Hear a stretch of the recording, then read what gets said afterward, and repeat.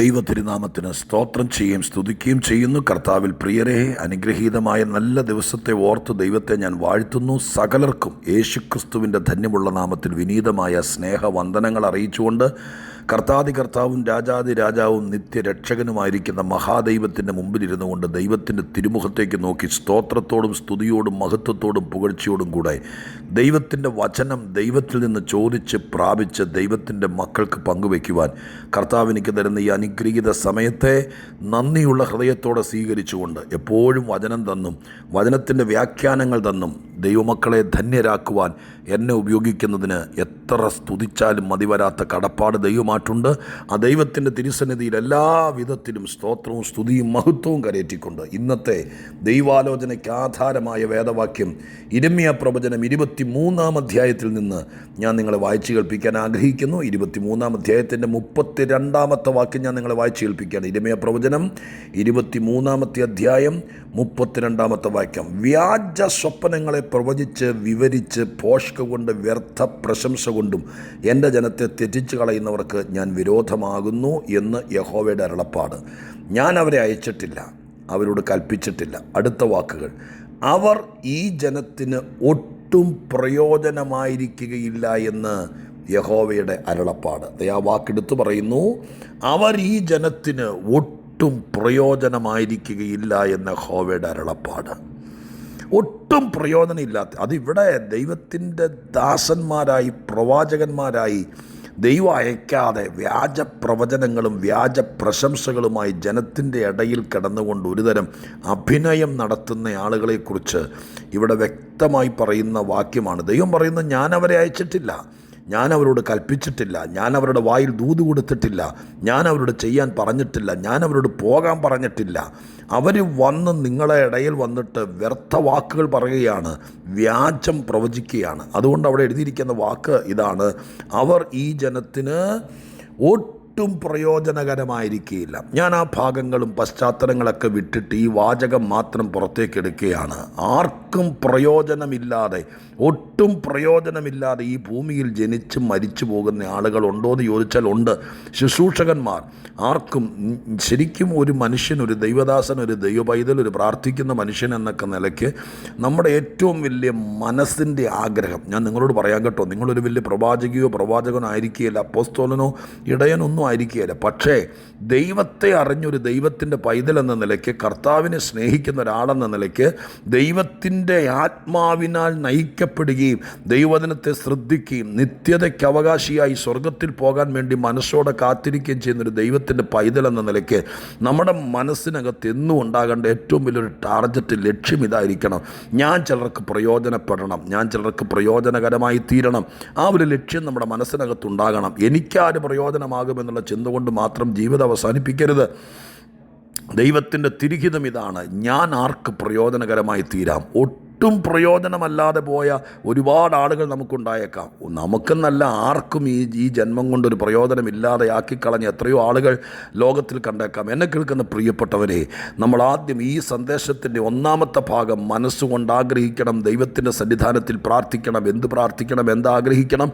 കർത്താവിനോട് പറയണം: ദൈവമേ, ഞാൻ അനേകർക്ക് പ്രയോജനമാകണം, എൻ്റെ അമ്മയ്ക്ക് ഞാൻ പ്രയോജനമാകണം, എൻ്റെ അപ്പന് ഞാൻ പ്രയോജനമാകണം. എല്ലാ പ്രായക്കാരും എന്നെ കേൾക്കുന്നവർ, ഇന്നൊരു പക്ഷേ നിങ്ങൾ കഷ്ടത്തിലായിരിക്കാം, പ്രയാസത്തിലായിരിക്കാം, കാശ് കയ്യിലില്ലാതെ നിങ്ങൾ ഞരങ്ങുകയായിരിക്കാം, നിങ്ങളുടെ സാഹചര്യം മോശമായിരിക്കാം, നിങ്ങൾക്കാരെങ്കിലും പ്രയോജനപ്പെടുമോ എന്നോർത്ത് നിങ്ങൾ ഭാരപ്പെടുകയായിരിക്കാം. പക്ഷേ ഇതൊക്കെ സാഹചര്യം അതാണെങ്കിലും നിങ്ങൾ ദൈവത്തിൻ്റെ പൈതലെന്ന നിലയ്ക്ക് നിങ്ങൾ ദൈവത്തിൻ്റെ സന്നിധാനത്തിൽ ആഗ്രഹിച്ച് പ്രാർത്ഥിക്കണം: ദൈവമേ, ഞാനൊരു പ്രയോജനമായി മാറണം. ഇന്നല്ലെങ്കിൽ നാളെ ദൈവമായ കർത്താവിൻ്റെ മഹാദയ കൊണ്ട്, കരുണ കൊണ്ട്, മനസ്സലിവ് കൊണ്ട് സ്വർഗം അത് ചെയ്യുവാൻ ഇടയാക്കുമാറാകണമെന്ന് ദൈവത്തോട് പ്രാർത്ഥിക്കണം. പ്രയോജനപ്പെടാൻ ആഗ്രഹിക്കുന്ന എല്ലാവരെയും ദൈവത്തിൻ്റെ കയ്യിൽ ആർക്കെങ്കിലുമൊക്കെ വേണ്ടി പ്രയോജനപ്പെടുവാൻ ഉപകരിക്കുന്നവനാണല്ലോ മഹാദൈവം. ഈ വേദപുസ്തകത്തിൽ എത്രയോ പേരെ മറ്റുള്ളവർക്ക് വേണ്ടി പ്രയോജനപ്പെടുത്തിയിട്ടുണ്ട്. ഞാൻ ആളെണ്ണി പറയുന്നില്ല. ഇതിനകത്ത് നിന്ന് ദൈവത്തിൻ്റെ വചനം പഠിക്കുമ്പോൾ കാണാൻ കഴിയുന്നത് അനേകരെ പ്രയോജനപ്പെടുത്തുന്നൊരു ദൈവമുണ്ട്. നിങ്ങൾ ആഗ്രഹിച്ചാൽ ഇടയായിത്തീരും. ഒത്തിരി പേർക്ക് കൈത്താങ്ങലാകാൻ, സമാധാനമാകാൻ, സന്തോഷമാകാൻ, ഏറ്റവും ചുരുങ്ങിയത് നമ്മുടെ മാതാപിതാക്കളെയും നമ്മുടെ ജീവിത പങ്കാളിയും മക്കളെയും നമ്മുടെ പ്രിയപ്പെട്ടവർക്കെങ്കിലും നമ്മൾ പ്രയോജനപ്പെടാൻ ഇടയായി തീരണമെന്നുള്ള കാര്യം വളരെ വ്യക്തമാണ്, സ്പഷ്ടമാണ്. അത് മനസ്സിലാക്കുന്നത് നല്ലതുമാണ്.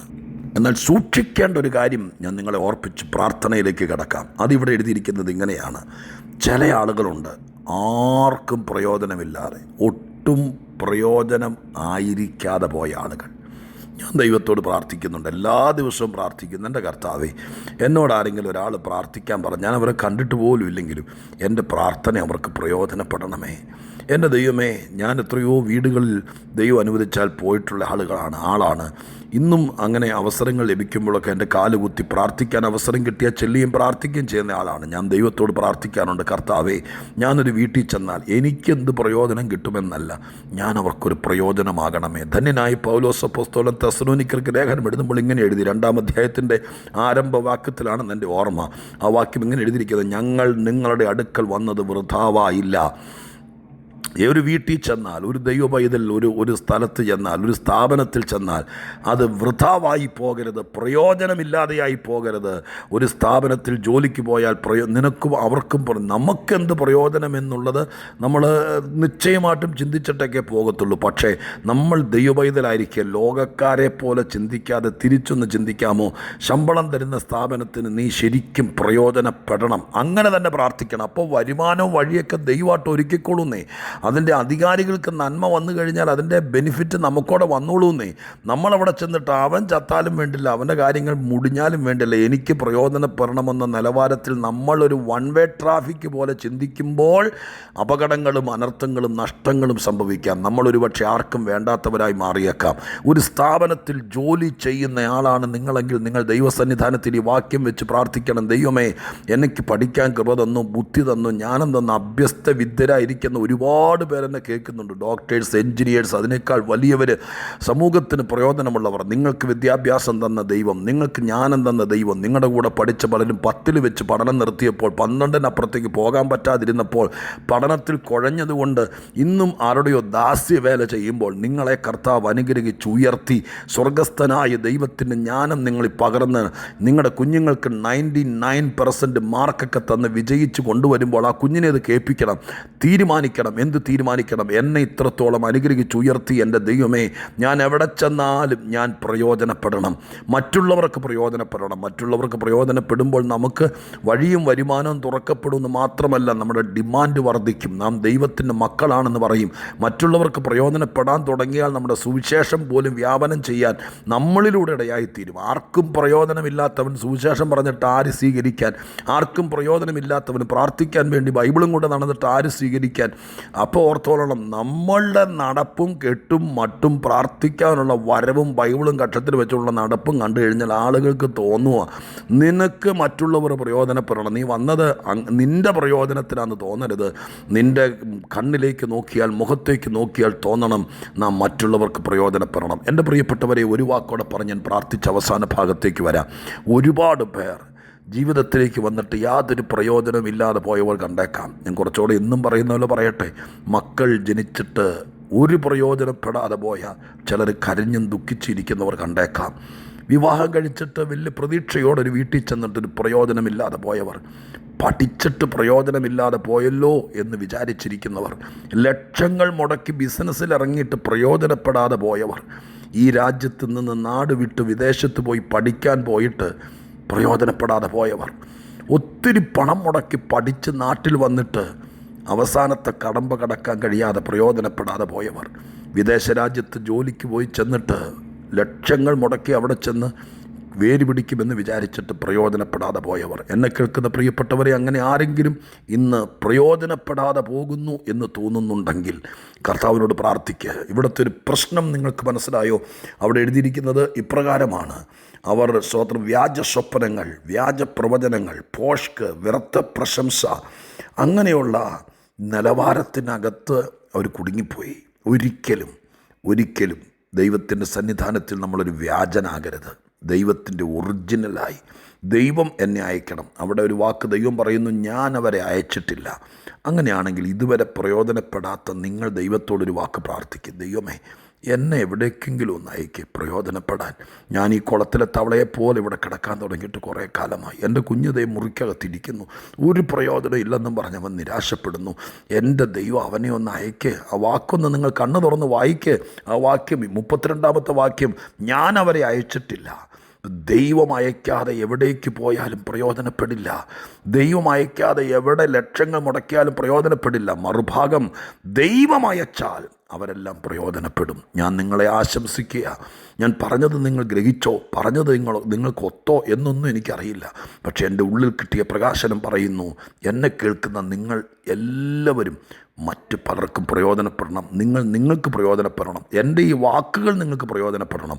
എൻ്റെ പ്രാർത്ഥനയിൽ എപ്പോഴുമുണ്ട്. വീണ്ടും നിങ്ങളെ ഓർപ്പിക്കുന്നു, പ്രയോജനപ്പെടാതെ പോകരുത്. ഒരു ആയുസ് കിട്ടിയിട്ട് അതിന് ദൈവത്തോട് പറ, അങ്ങ് അയച്ചിട്ട് ചെല്ലേണ്ടിടത്ത് ചെല്ലുവാൻ എന്നെ അയക്കണം. യോസേപ്പിനെ കൊണ്ടുപോയത് കച്ചവടക്കാരാണെങ്കിലും ചെന്നിടത്ത് പ്രയോജനപ്പെട്ടല്ലോ. ഒരാൾക്കല്ല, രണ്ടാൾക്കല്ല, മൂന്നാൾക്കല്ല, നാലാൾക്കല്ല, എത്ര പേർക്ക് അദ്ദേഹം പ്രയോജനപ്പെട്ടത്. അടിമയായിരുന്നു, ജയിൽ പുള്ളിയായിരുന്നു, പക്ഷെ പ്രയോജനപ്പെട്ടല്ലോ. നമുക്ക് ദൈവത്തോട് പ്രാർത്ഥിക്കാം. സാഹചര്യങ്ങൾക്കപ്പുറം ജയിലിൽ കിടക്കുമ്പോഴും മറ്റുള്ളവർക്ക് പ്രയോജനപ്പെടുന്നവരായി മാറിയ പലരെയും ഈ പുസ്തകത്തിൽ കണ്ടിട്ടില്ലേ? നമുക്കതുപോലെ ആകാം. നമ്മളോട് പലരും ദ്രോഹം ചെയ്തു, നമുക്ക് പ്രതീക്ഷിച്ച പലരും പ്രയോജനപ്പെട്ടില്ല. പക്ഷേ നമ്മൾ ആ കടം തീർക്കുന്നത് നമ്മൾ പലർക്കും പ്രയോജനപ്പെട്ടുകൊണ്ടായിരിക്കണം. നമുക്ക് ദൈവത്തോട് പ്രാർത്ഥിക്കാം. പരിശുദ്ധ ദൈവമേ, ഞങ്ങളുടെ സ്വർഗീയ പിതാവേ, ഞങ്ങൾ ദൈവത്തിന്, ദൈവസഭയ്ക്ക്, ഞങ്ങളുടെ കുടുംബത്തിന്, ഞങ്ങളെ കേൾക്കുന്നവർക്ക്, ഞങ്ങൾ ജോലി ചെയ്യുന്ന സ്ഥാപനത്തിന്, ഞങ്ങളുടെ മക്കൾക്ക് എല്ലാവർക്കും പ്രയോജനപ്പെടത്തക്ക രീതിയിൽ ഞങ്ങളെ ഒന്ന് ഒരുക്കണേ, ഞങ്ങളെ ഒന്ന് അയക്കണേ അപ്പാ.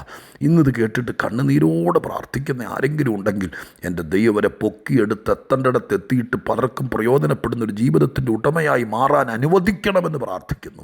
സ്വർഗം അത് ചെയ്യുമെന്ന് വിശ്വസിക്കുന്നു. യേശുവിൻ നാമത്തിൽ അപേക്ഷിക്കുന്നു, കേൾക്കണമേ സ്വർഗീയ പിതാവേ. ആമേൻ.